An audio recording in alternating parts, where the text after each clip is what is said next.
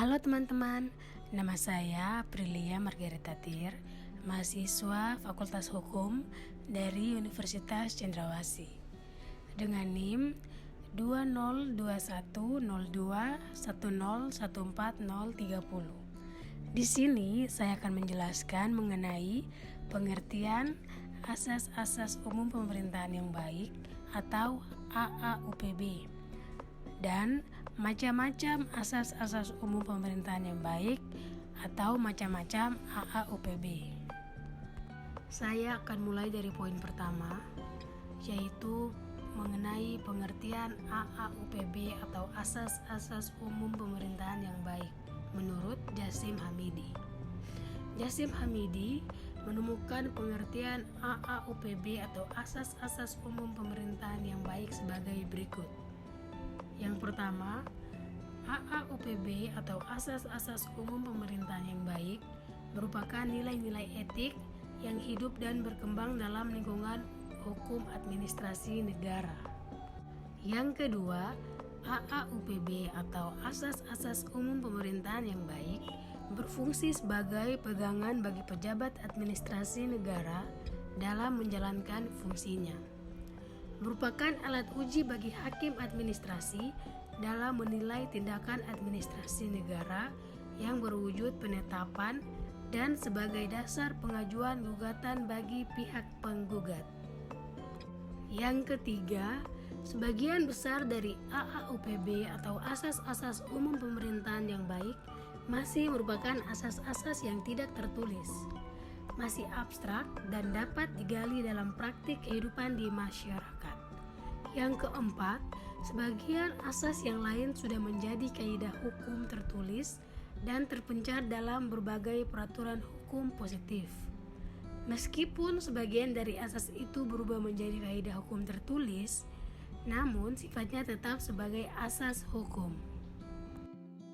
Sekarang saya masuk pada poin yang kedua, yaitu macam-macam AAUPB atau asas-asas umum pemerintahan yang baik. Terdapat 13 asas, yaitu sebagai berikut. Yang pertama, asas kepastian hukum. Asas ini menghendaki dihormatinya hak yang telah diperoleh seseorang berdasarkan keputusan badan atau pejabat tata usaha negara. Yang kedua, asas keseimbangan. Penjatuhan sanksi atau hukuman menurut asas ini harus seimbang nilainya dengan bobot pelanggaran atau kesalahan sehingga akan memenuhi keadilan.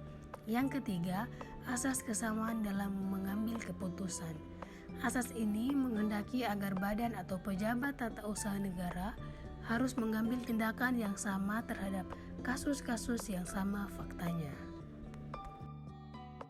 Yang keempat, asas bertindak cermat. Badan atau pejabat tata usaha negara berdasarkan asas ini harus senantiasa bertindak secara hati-hati agar tidak menimbulkan kerugian bagi warga masyarakat. Yang kelima, asas motivasi untuk setiap keputusan. Asas ini dimaksudkan agar dalam mengambil keputusan, badan atau pejabat tata usaha negara bersandar pada alasan atau motivasi yang cukup yang sifatnya benar, adil, dan jelas. Yang keenam, asas tidak mencampur adukan kewenangan.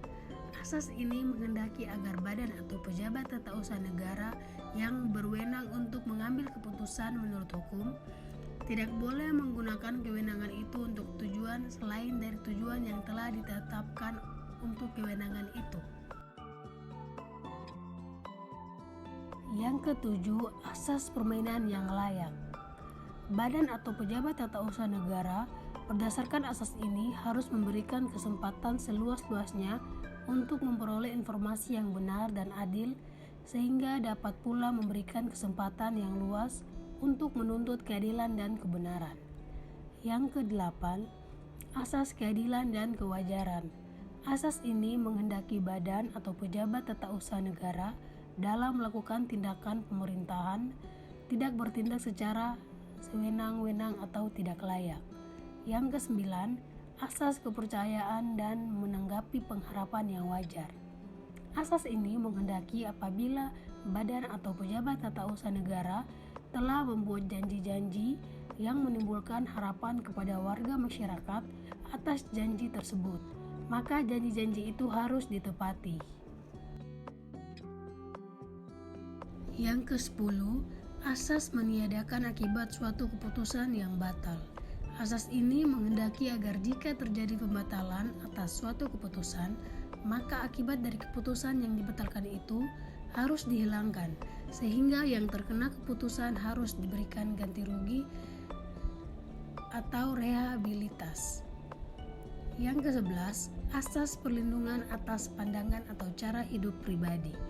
Asas ini menghendaki agar pemerintah memberikan kebebasan atau hak kepada setiap pegawai negeri untuk mengatur kehidupan pribadinya sesuai dengan pandangan hidup atau cara hidup yang dianutnya.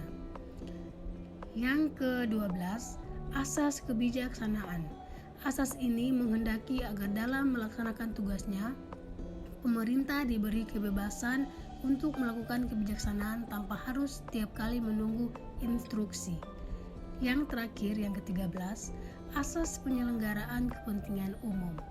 Asas ini menghendaki agar dalam menyelenggarakan tugasnya, pemerintah selalu mengutamakan kepentingan umum. Demikian penjelasan singkat dari saya mengenai pengertian AAUPB dan macam-macam AAUPB atau asas-asas umum pemerintahan yang baik. Kiranya teman-teman yang menonton video ini dapat mengerti dan memahami apa yang saya jelaskan. Sekian dan terima kasih.